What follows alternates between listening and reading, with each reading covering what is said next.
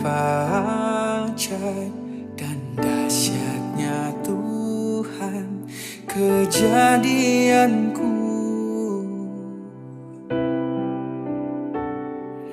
Kau menenun diriku serupa gambaranmu.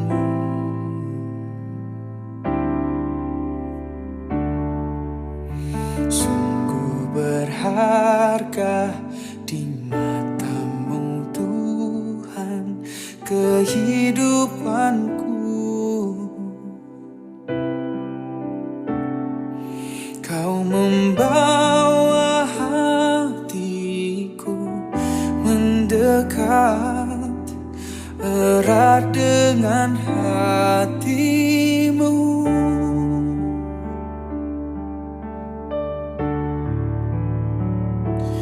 Ku mengangkat wajahku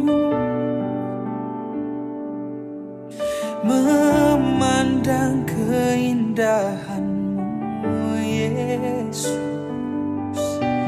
Syukur bagi kesetiaanmu di sepanjang hidupku. Dan ku angkat tanganku ke tahta kasih dan karunia-Mu. Tak sekalipun Kau tinggalkanku, Yesus sahabatku.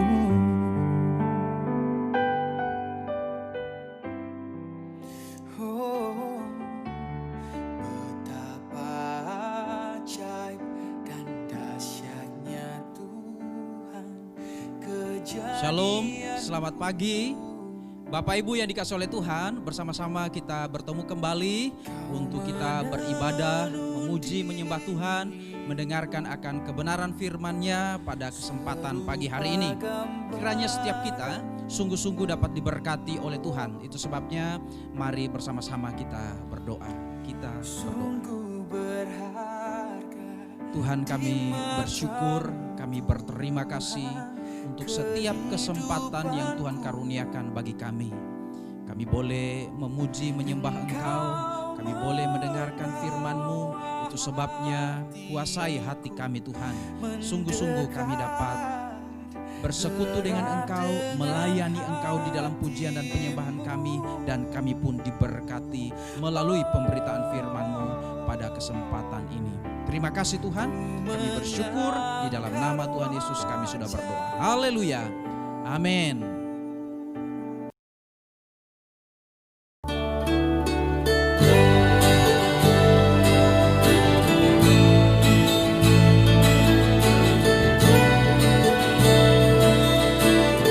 Engkau Tuhan Allah yang setia bagi kami,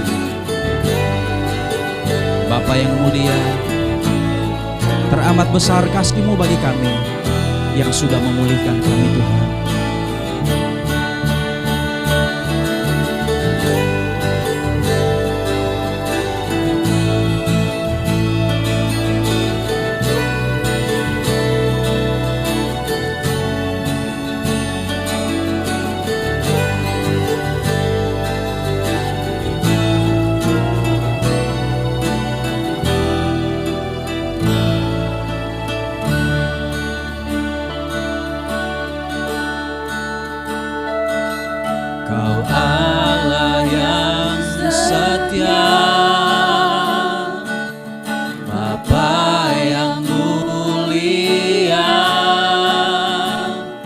Kasih-Mu besar Tuhan, memulihkan hidupku.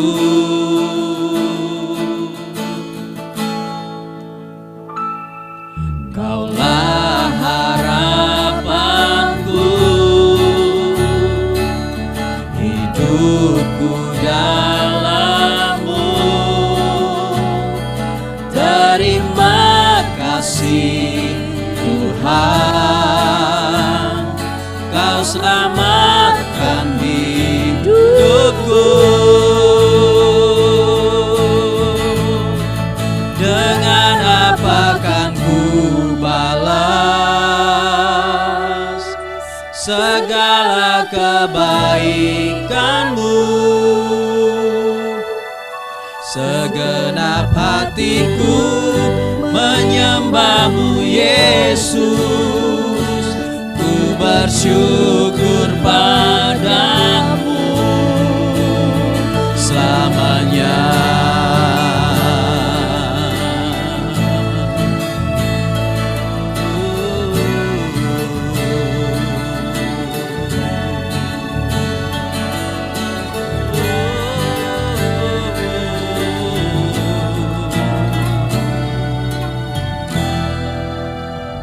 Terima kasih Tuhan. Harapanku, hidupku dalam-Mu. Terima kasih Tuhan, Kau selamatkan hidupku. Dengan apa kan ku balas segala kebaikan-Mu? Segenap hatiku menyembah-Mu Yesus, ku bersyukur padamu. Dengan apa kan ku balas segala kebaikan-Mu? Segenap hatiku menyembah-Mu Yesus, ku bersyukur padamu selamanya.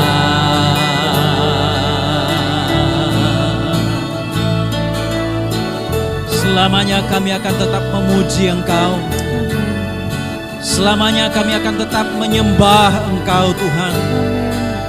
Seumur hidup kami memuji dan menyembah-Mu, sebab Engkau yang lebih dahulu memberikan nyawa-Mu bagi kami Tuhan.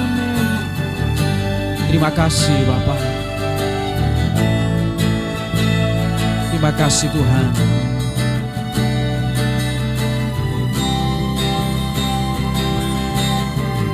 Terima kasih Yesus.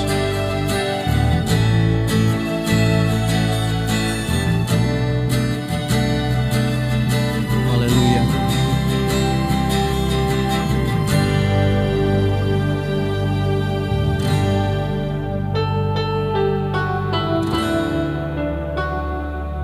Terima kasih Tuhan.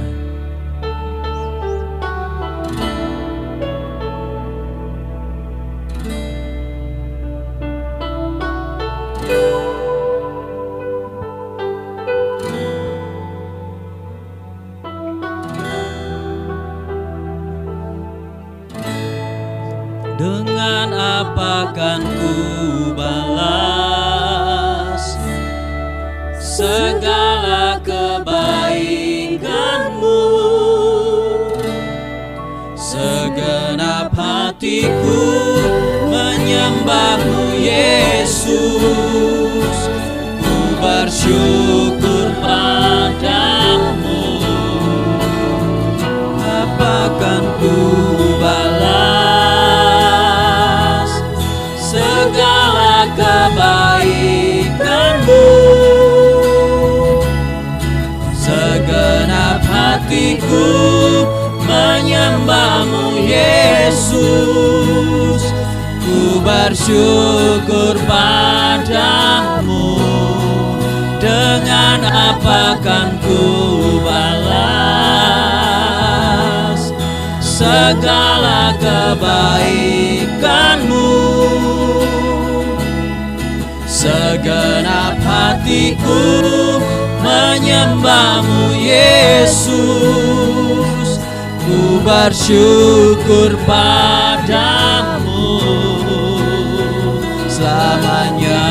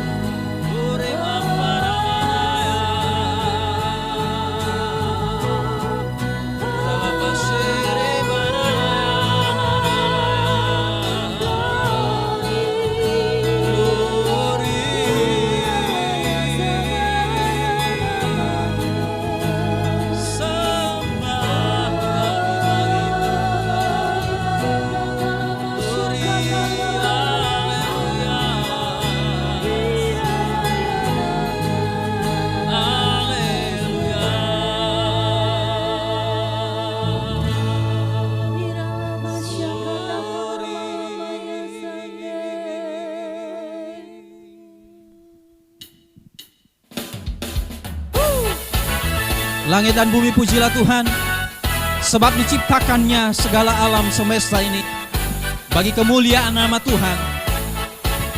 Hai langit, hai bumi, pujilah Tuhan dengan segenap kekuatan-Mu.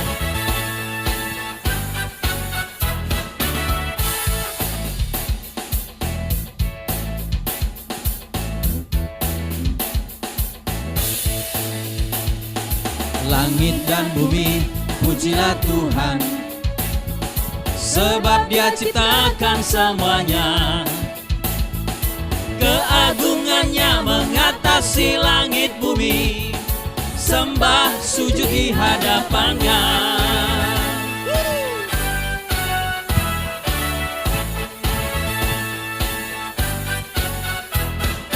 Langit dan bumi, pujilah Tuhan, sebab Dia ciptakan semuanya.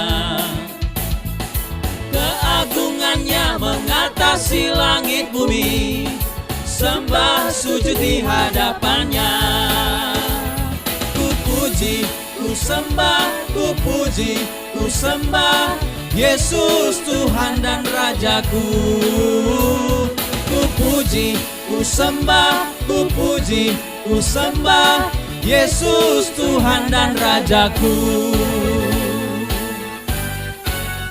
Bapak Ibu yang di rumah, dengan segenap hati dan kekuatan kita, Langit dan bumi, pujilah Tuhan, sebab Dia ciptakan semuanya.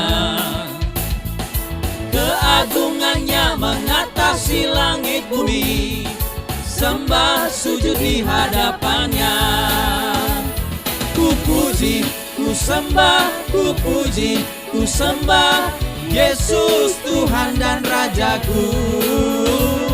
Ku puji, ku sembah, ku puji, ku sembah Yesus Tuhan dan Rajaku.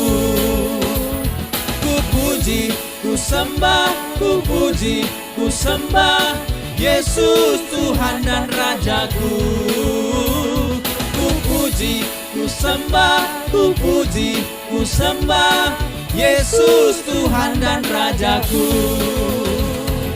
Haleluya, amin. Haleluya, amin. Haleluya, amin. Haleluya, amin. Haleluya, amin. Haleluya, amin. Haleluya, amin. Haleluya, amin. Haleluya, amin. Haleluya, amin. Haleluya, amin.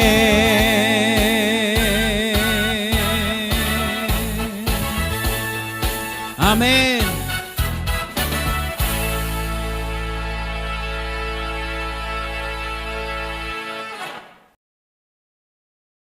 Shalom. Pagi hari ini kita bertemu lagi di dalam ibadah kita pada pagi hari ini, dan kita akan mendengarkan kebenaran firman Tuhan. Namun sebelumnya kita berdoa dulu. Segala kemuliaan dan sanjungan, hormat, syukur hanya bagi Engkau saja ya Tuhan, yang layak menerima semuanya ya Tuhan. Kami bersyukur buat pagi hari ini, buat penyertaan Tuhan, perlindungan dan pemeliharaan Tuhan dalam hidup kami, sehingga sampai saat ini Engkau memberikan kesempatan bagi kami untuk kami boleh datang kepada Engkau, untuk kami boleh bersekutu dengan Engkau, untuk kami boleh mendengarkan kebenaran firman-Mu di pagi hari ini. Kau memberkati setiap kami yang mendengarkan kebenaran firman-Mu, Kau mengurapi setiap kami, sehingga firman itu menjadi satu kekuatan di dalam langkah-langkah hidup kami bersama dengan Engkau Tuhan. Terpujilah nama-Mu pada pagi hari ini, kami bersyukur dalam nama Tuhan Yesus. Amin. Pembacaan firman Tuhan pada pagi hari ini kita lihat di dalam Amos 5 ayat 4-6. Saya bacakan.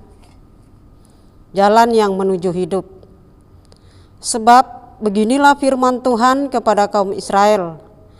Carilah aku, maka kamu akan hidup. Janganlah kamu mencari Betel, janganlah pergi ke Gilgal, dan janganlah menyeberang ke Beersheba. Sebab Gilgal pasti masuk ke dalam pembuangan, dan Betel akan lenyap. Carilah Tuhan, maka kamu akan hidup, supaya jangan ia memasuki keturunan Yusuf bagaikan api yang memakannya habis dengan tidak ada yang memadamkan bagi Betel. Puji Tuhan, firman Tuhan pagi hari ini saya beri judul, Carilah Tuhan maka kamu akan hidup. Amos adalah orang yang biasa, masyarakat biasa. Dia adalah seorang petani dan peternak. Namun Allah telah memilih dia, memanggil dia menjadi hambanya, menjadi seorang nabi untuk menyampaikan pesan Tuhan bagi bangsa Israel pada zaman Amos.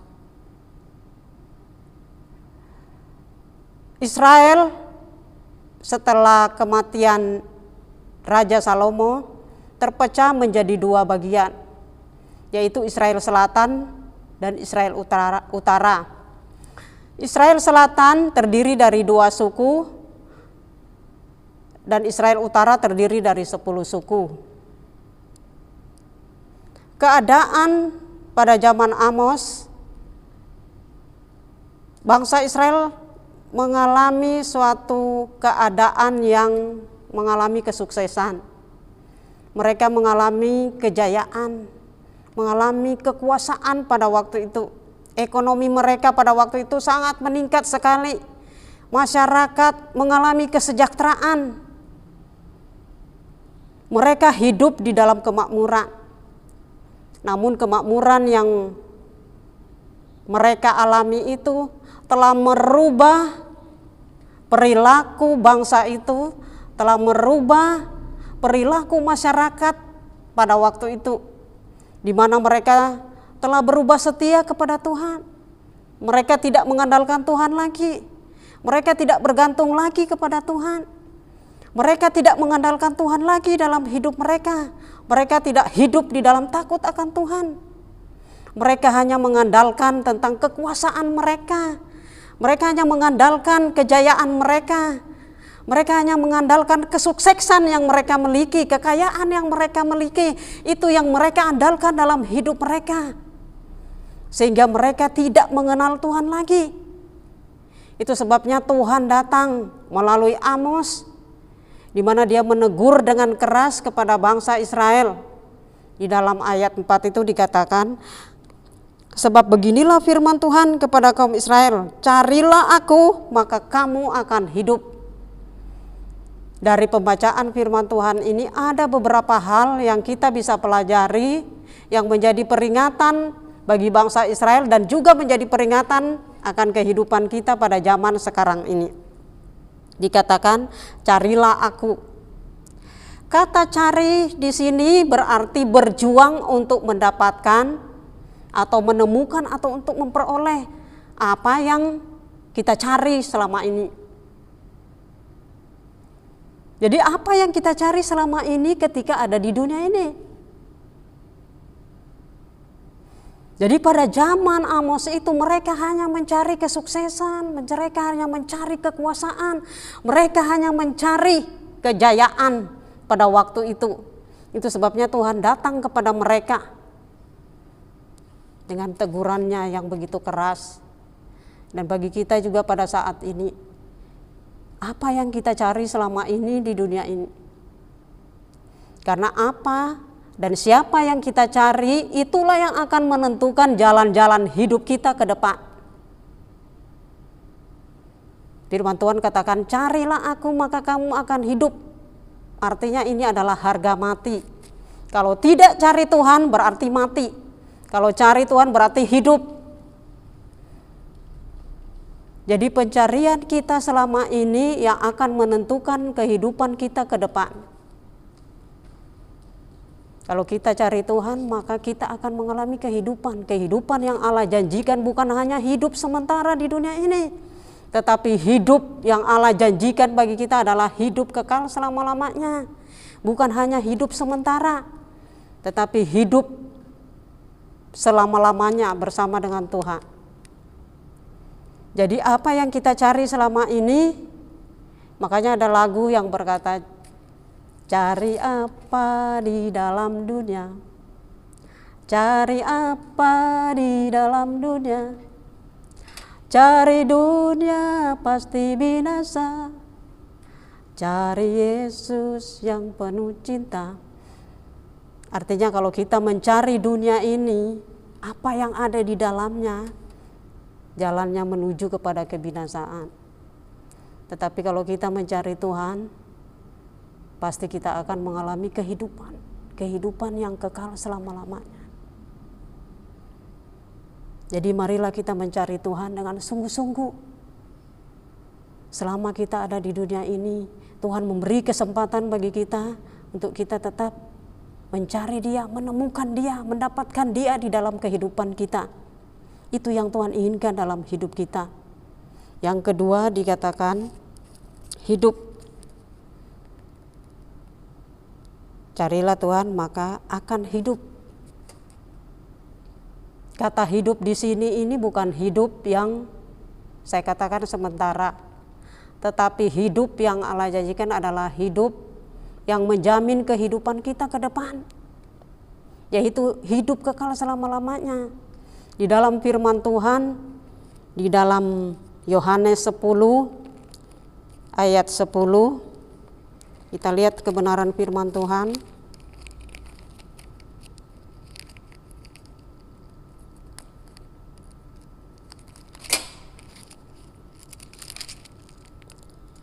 Yohanes 10 ayat 10. Pencuri datang hanya untuk mencuri dan membunuh dan membinasakan. Aku datang supaya mereka mempunyai hidup, mempunyainya dalam segala kelimpahan. Dikatakan aku datang supaya mereka mempunyai hidup dan hidup di dalam kelimpahan. Banyak orang salah mengartikan tentang hidup yang berkelimpahan. Mereka selalu beranggapan bahwa hidup yang berkelimpahan itu selalu identik dengan sesuatu yang jasmani. Tetapi hidup yang Allah berikan, yang Tuhan janjikan pada firman Tuhan ini adalah hidup yang kekal selama-lamanya. Bukan hidup yang untuk makan, minum setelah itu mati, tidak seperti itu. Tetapi hidup yang Allah berikan ini, yang Allah janjikan, yang hidup berkelimpahan itu adalah hidup di dalam kasih karunia Tuhan. Hidup di dalam anugerah Tuhan, di mana Dia telah memberikan benih ilahi itu di dalam hidup kita, sehingga benih ilahi itu semakin hari semakin bertumbuh dalam hidup kita dan semakin besar. Dan benih ilahi itu adalah pribadi Yesus sendiri yang hidup di dalam hidup kita, dan itu yang semakin hari melimpah-limpah di dalam hidup kita, sehingga kita tidak akan pernah kehilangan sukacita, damai sejahtera apapun yang kita miliki. Pencuri itu hanya datang untuk mencuri. Iblis itu hanya mencuri damai sejahtera kita, sukacita kita, kesehatan kita, apapun yang kita miliki. Tetapi Kristus datang memberikan jaminan dalam hidup kita untuk hidup kekal selama-lamanya. Jadi kita bersyukur kalau kita mencari Tuhan, Allah menjamin seluruh keberadaan hidup kita selama kita hidup di dunia ini. Tuhan menjanjikan itu dalam kehidupan kita. Kita kembali di dalam kitab Amos tadi yang dikatakan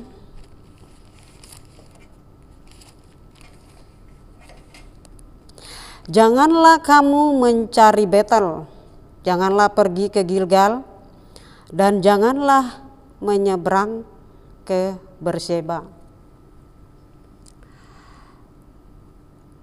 Sebenarnya ada apa dengan ketiga tempat ini?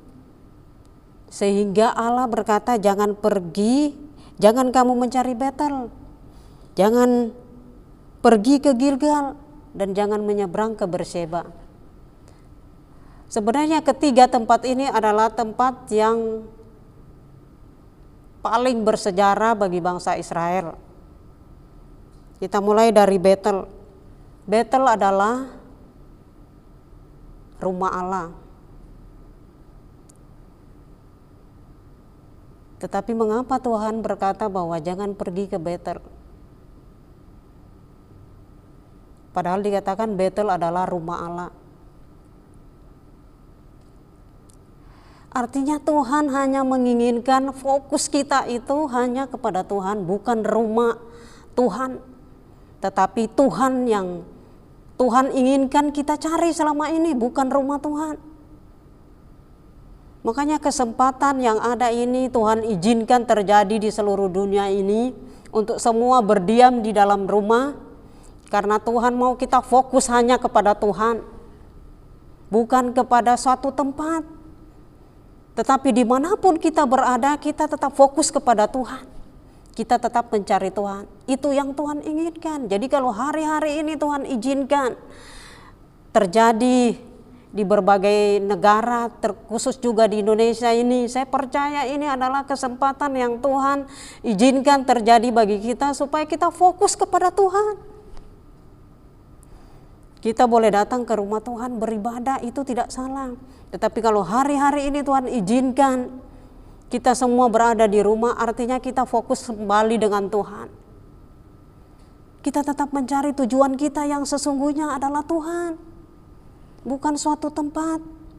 Itu sebabnya Tuhan katakan jangan kamu mencari Betel.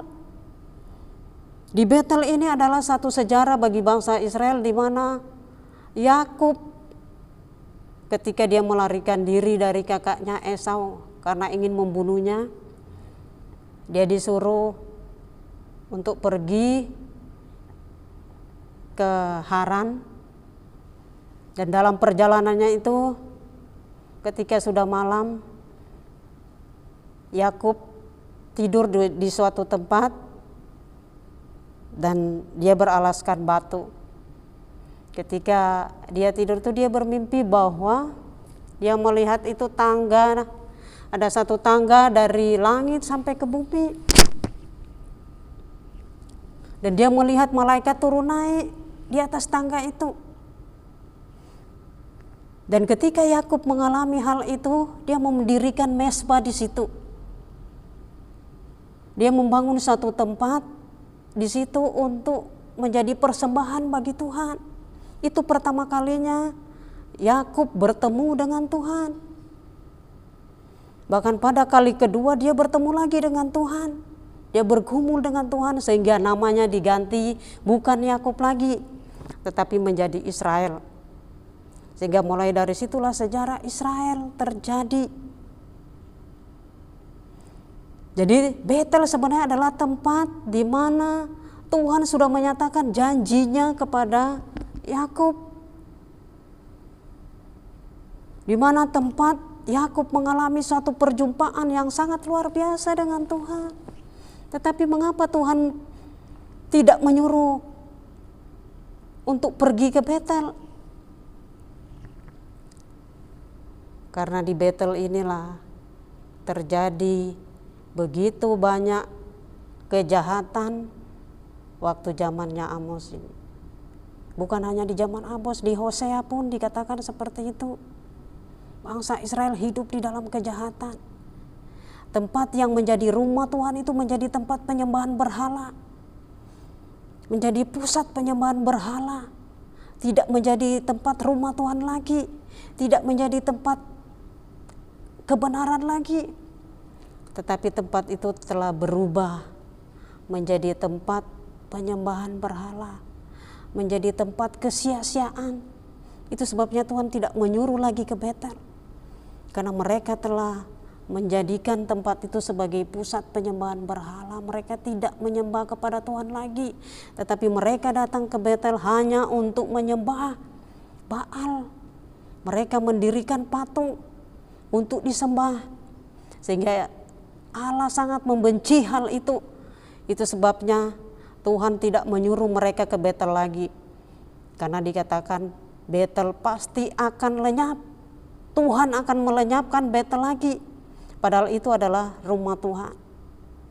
Jadi jangan kita menjadikan tempat ibadah itu sebagai pusat dari kehidupan kita. Tetapi jadikan Tuhan itu yang menjadi pusat pencarian kita selama ini. Yang menjadi pusat perhatian kita selama ini, pusat penyembahan kita selama ini. Jadi Tuhan menginginkan untuk kehidupan kita ini sebagai rumah Tuhan, di mana hanya Tuhan yang berdiam di dalam kehidupan kita. Hanya Tuhan yang menjadi fokus di dalam kehidupan kita. Hari-hari ini mungkin ketika waktu-waktu yang ada ini kita sudah mulai jauh dari Tuhan. Tuhan menginginkan kita kembali fokus kepada tujuan kita yang sesungguhnya. Fokus kepada rencana Tuhan yang Tuhan sudah nyatakan dalam hidup kita. Di mana hanya Tuhan yang menjadi pusat penyembahan kita. Itu adalah Betel. Yang kedua adalah Gilgal. Kata Gilgal adalah bergelombang atau berombak atau menggelinding. Jadi setiap tempat-tempat itu ternyata ada artinya. Seperti Gilgal. Padahal kita mengetahui di Gilgal ketika Tuhan membawa bangsa Israel keluar dari tanah Mesir untuk masuk ke tanah perjanjian, yaitu tanah Kanaan. Ketika mereka memasuki tanah Kanaan, daerah yang pertama mereka dapatkan adalah Gilgal di bawah pimpinan Yosua.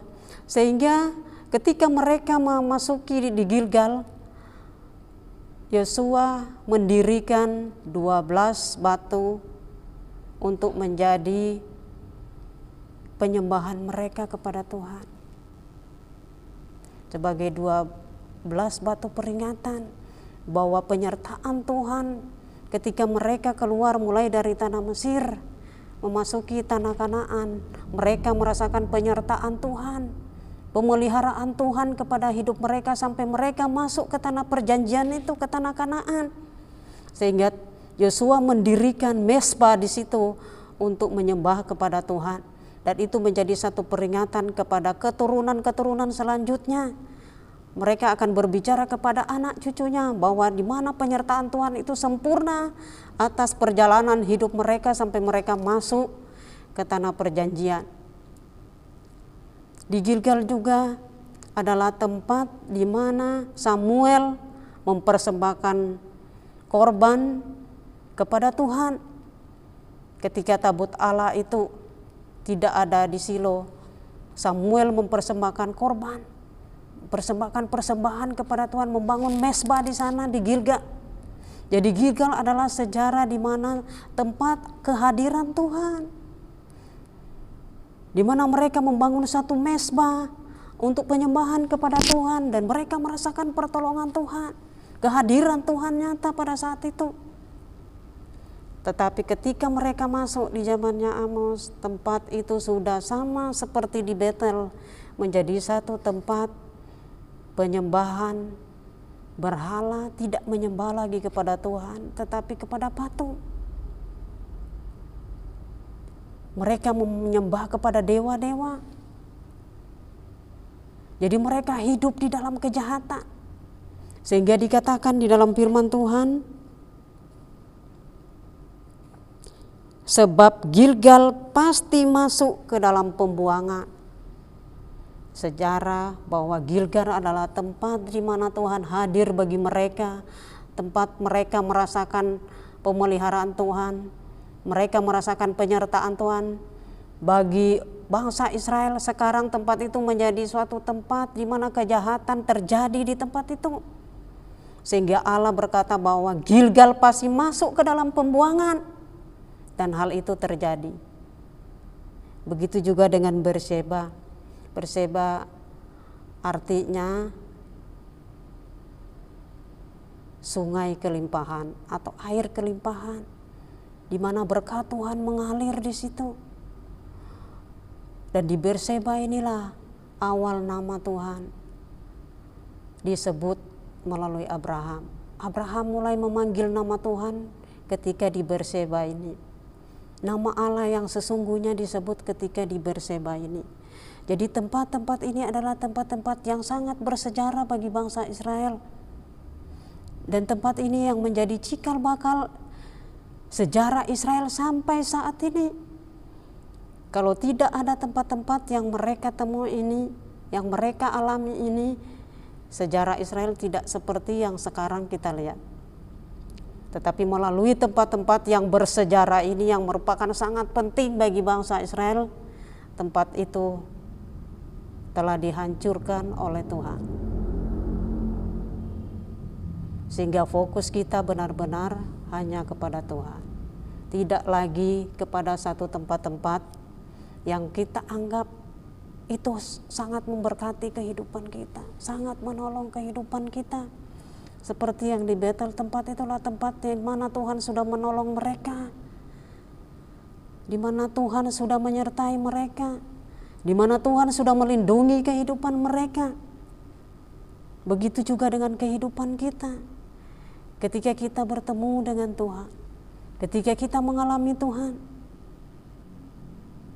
ketika kita datang ke tempat ibadah, kita merasakan sesuatu yang luar biasa. Sebenarnya bukan tempat itu, tetapi ada Tuhan yang hadir di situ, yang melawat kehidupan kita, yang mengubah seluruh kehidupan kita. Nah, Tuhan inginkan kita tetap terarah kepada Tuhan. Kita tetap fokus kepada Tuhan. Hari-hari ini pencarian kita hanya kepada Tuhan saja. Jadi tempat-tempat yang bersejarah itu telah menjadi tempat yang tidak berkenan lagi kepada Tuhan, telah menjadi tempat kejahatan bagi bangsa Israel. Itu sebabnya bagaimana kita mencari Tuhan dalam hidup kita hari-hari ini. Apa yang kita cari selama ini? Apa yang menjadi fokus kita selama ini? Itu ada di dalam hati kita masing-masing. Kita yang bisa menilai setiap kehidupan kita. Tetapi yang Tuhan mau pada pagi hari ini, kita fokus kepada Tuhan. Kita cari Tuhan. Bagaimana kita mencari Tuhan itu? Kita lihat di dalam firman Tuhan, di mana dikisahkan di dalam Lukas 19 tentang Sakeus. Sakeus ini adalah seorang kepala pemungut cukai. Pemungut cukai pada zaman Taurat dulu itu dianggap pekerjaan yang sangat berdosa. Mereka menganggap bahwa pekerjaan itu adalah pekerjaan sebagai perampok. Dan Sakeus adalah sebagai kepala pemungut cukai. Pemungut cukai atau penagih pajak. Sakeus ini adalah orang yang ketika dia melakukan pekerjaannya, dia melakukan pemerasan kepada rakyat pada waktu itu, sehingga dia sangat dibenci oleh masyarakat pada waktu itu. Pekerjaan yang dilakukan itu adalah pekerjaan yang tidak disukai pada zaman itu. Namun ketika Sakeus mendengar bahwa Yesus akan masuk ke kota Yeriko, di situ dia mendengar bahwa Yesus, dia kepengen akan lihat, dia kepengen mengetahui, dia pengen mencari tahu tentang Yesus itu seperti apa. Tapi karena badannya pendek dan di situ banyak orang yang berkerumun, sehingga dia tidak bisa melihat. Sehingga Sakeus ini cari akal, bagaimana supaya saya bisa melihat Tuhan, bisa mencari tahu Tuhan itu seperti apa. Dan akhirnya dia melihat ada satu pohon dan dia naik ke atas pohon. Ternyata pohon itu tidak dekat tetapi dari jauh. Jadi ketika dia naik di atas pohon, dia melihat, oh ternyata Yesus itu seperti itu. Itu kerinduan hatinya, dia ingin bertemu dengan Tuhan. Dia ingin mencari tahu Tuhan itu seperti apa. Sehingga dia berusaha, berjuang untuk melihat Yesus itu seperti apa dengan cara memanjat pohon, naik di atas pohon. Tetapi Tuhan mengetahui setiap kerinduan hatinya. Sehingga Tuhan berkata, Sakeus, turunlah karena aku akan menumpang di rumahmu. Dan ketika Sakeus mendengar itu, dia merasakan satu sukacita di hatinya. Dia sangat senang ketika Yesus akan datang masuk ke rumahnya. Dan itu dianggap bersalah pada waktu itu. Mereka tidak menginginkan karena mereka menganggap kenapa Yesus harus datang masuk ke rumah orang berdosa.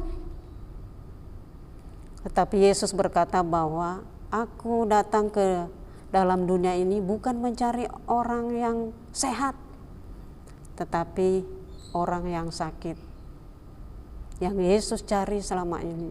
Dan Yesus mengetahui setiap isi hati setiap kita, isi hati Sakeus yang dia rindu untuk mengenal Tuhan. Dan ketika Yesus masuk ke rumahnya, terjadi satu perubahan di dalam kehidupan Sakeus, sehingga dia menyadari setiap kesalahannya. Dia berpikir bahwa selama dia melakukan pekerjaannya, dia melakukan pemerasan, dan dia berjanji bahwa dia akan mengembalikan 4 kali lipat. Jadi satu perubahan terjadi dalam kehidupan Sakeus. Begitu juga dalam kehidupan kita. Ketika kita mencari Tuhan, kita pasti bertemu dengan Tuhan. Di dalam firman Tuhan, di dalam Yeremia 29 ayat 13 dikatakan, kita lihat Yeremia 29 ayat 13. Apabila kamu mencari aku, kamu akan menemukan aku. Apabila kamu menanyakan aku dengan segenap hati. Artinya ketika kita mencari Tuhan dengan segenap hati kita, dengan sungguh-sungguh, kita akan bertemu dengan Tuhan. Dan orang yang bertemu dengan Tuhan, kehidupannya pasti berubah. Hidupnya pasti diubahkan seperti Sakeus. Kita pun dulu ketika berjumpa dengan Tuhan, hidup kita yang lama yang tidak berkenan di hadapan Tuhan, ketika kita berjumpa dengan Tuhan, hidup kita diubahkan. Siapapun kita, ketika kita bertemu dengan Tuhan, kita berjumpa dengan Tuhan, hidup kita pasti berubah. Itu sebabnya Tuhan hanya menginginkan kita sungguh-sungguh untuk mencari Dia. Seperti Sakeus, dia berusaha dengan caranya. Bagaimana supaya saya dapat bertemu dengan Tuhan? Bagaimana supaya saya dapat mendapatkan Tuhan?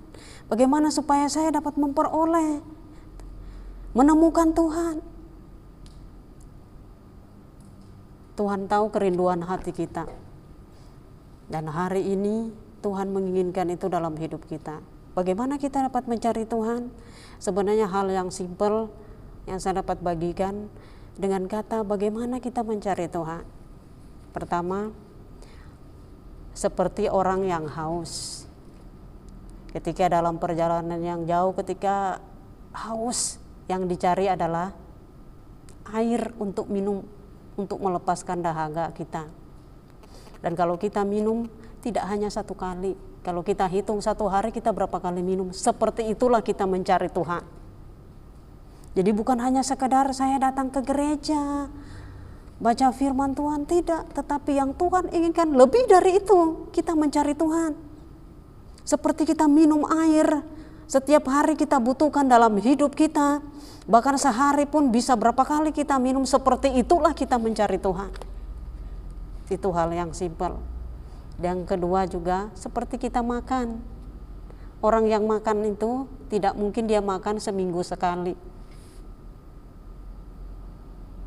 atau 2 minggu sekali, atau beberapa hari sekali.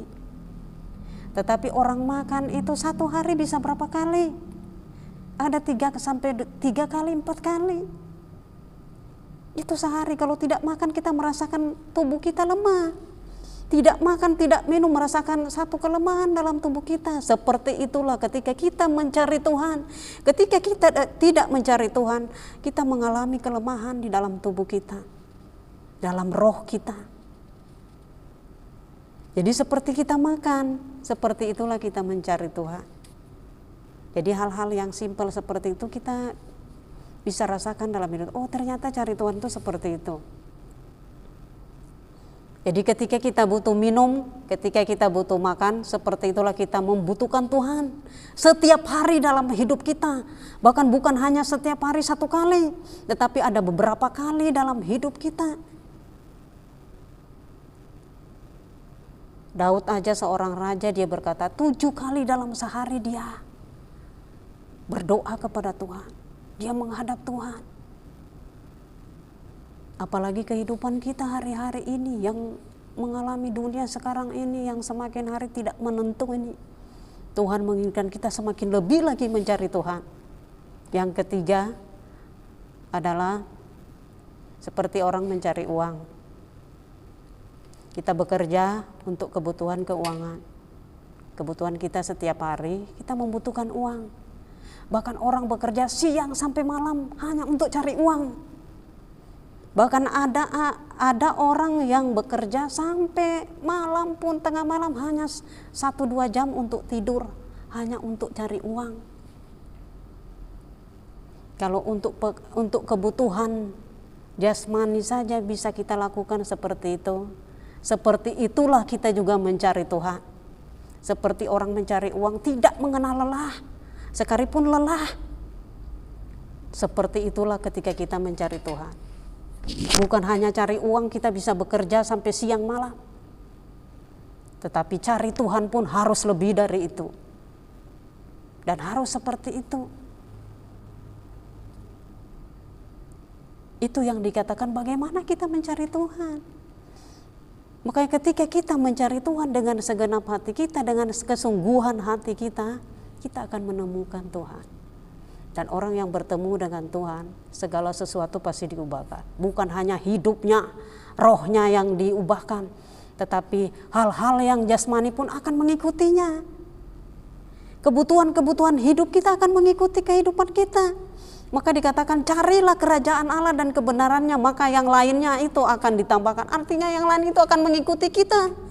Ketika kita mengutamakan, mendahulukan Tuhan, mencari Tuhan dengan segenap hati, dengan kesungguhan hati kita, seperti kita minum makan, mencari uang, seperti itulah kita melakukan untuk Tuhan, bahkan harus lebih dari itu. Dan saya percaya akan terjadi sesuatu yang besar di dalam kehidupan kita. Kita tidak akan mengalami keputusasaan. Hari-hari ini kalau kita mengalami berbagai kesulitan, persoalan, masalah yang terjadi dalam hidup kita, ayo kembali kita fokus kepada Tuhan. Bahwa yang kita cari itu adalah Tuhan, bukan hal-hal yang lain. Artinya bukan yang lain itu tidak penting, tetapi yang terpenting dalam kehidupan kita, kita utamakan Tuhan dulu. Cari Tuhan dulu terlebih dahulu. Maka Tuhan yang akan membukakan segala sesuatunya di dalam kehidupan kita. Seperti itulah kita mencari Tuhan. Jadi hari-hari ini mari kita lebih sungguh-sungguh lagi. Tidak seperti yang di Betel, di Gilgal dan Berseba. Artinya kita sudah memulai sesuatu dengan roh. Kita sudah memulai sesuatu dengan kebenaran. Jangan mengakhiri hidup kita dengan hal-hal yang bersifat daging, yang hanya bersifat sementara, yang hanya membawa kita kepada kebinasaan. Tapi kalau kita sudah memulai dengan roh, kita akan mengakhiri juga di dalam roh. Mari kita membangun satu hubungan yang lebih lagi dengan Tuhan. Kita mencari Tuhan setiap hari, bukan karena peraturan agama, tetapi suatu hubungan kita dengan Tuhan. Puji Tuhan, Tuhan Yesus memberkati. Kita berdoa. Terima kasih Tuhan, kalau pada kesempatan hari ini kami boleh mendengarkan kebenaran firman-Mu. Biarlah firman itu hidup di dalam hidup kami. Firman itu yang mengubah seluruh hidup kami, membawa setiap hidup kami untuk semakin lebih lagi mencari Engkau Tuhan. Semakin lagi berjumpa dengan Engkau setiap hari di dalam hidup kami ya Tuhan. Sehingga hari lepas hari kami semakin terikat kuat dengan Engkau Tuhan. Roh kami semakin menyatu dengan Engkau Tuhan. Dan roh itulah yang memampukan kami dalam menjalani hidup kami di dunia ini ya Tuhan. Yang semakin jahat ini, kami akan semakin tetap kuat di dalam Engkau. Kami akan semakin tetap berdiri teguh di dalam kebenaran-Mu ya Tuhan Yesus. Kami tidak, oh Tuhan, menjual kebenaran itu dengan hal-hal yang duniawi. Tetapi kami semakin menghidupi setiap firman-firman yang kami dengar ya Tuhan. Sehingga hidup kami ini berkenan dan menyenangkan hati-Mu Tuhan. Oh Tuhan, mampukan hidup kami dalam menjalani hari-hari kami ke depan ini Tuhan. Limpahkanlah segala berkat-Mu di dalam setiap kehidupan kami, umat-umat-Mu yang ada Tuhan. sehingga kami tetap merasakan bahwa Engkau selalu ada di dalam hidup kami Tuhan. Engkau selalu nyata di dalam kehidupan kami Tuhan, bahwa Engkau tetap setia di dalam hidup kami, dan kami juga mau setia di dalam Engkau Tuhan Yesus. Terima kasih Tuhan buat setiap kebenaran yang kami dengar pada pagi hari ini. Kami bersyukur kepada Engkau, dan itu menjadi satu kekuatan di dalam hidup kami sepanjang hari ini bersama dengan Engkau Tuhan. Pujilah namamu, di dalam nama Tuhan Yesus kami bersyukur. Haleluya. Amin. Ku mengangkat wajahku, memandang keindahan-Mu Yesus. Syukur bagi kesetiaan-Mu di sepanjang hidupku, dan ku angkat tanganku ke tahta kasih dan karunia-Mu. Tak sekalipun Kau tinggalkanku, Yesus sahabatku.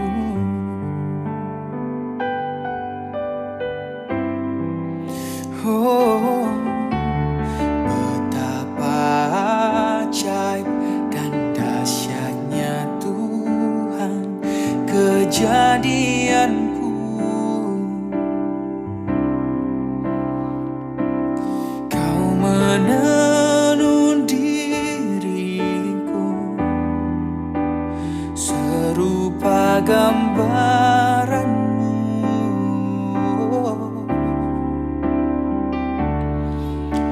Sungguh berharga di mata-Mu Tuhan kehidupanku,